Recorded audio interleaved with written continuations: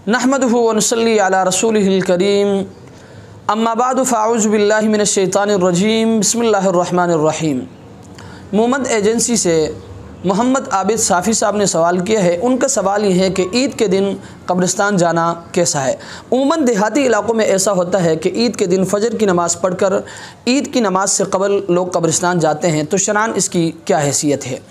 तो याद रखें, ईद के दिन कब्रिस्तान जाना दुरुस्त है, इसमें कोई मज़ाइक़ा नहीं, लेकिन इसको लाजिम और सुन्नत समझना दुरुस्त नहीं है।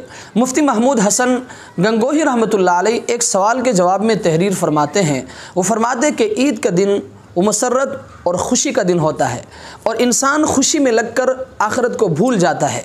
और याद रखिए, ज़ियारत क़ुबूर से यानी कब्रों की ज़ियारत करने से आखिरत याद आती है।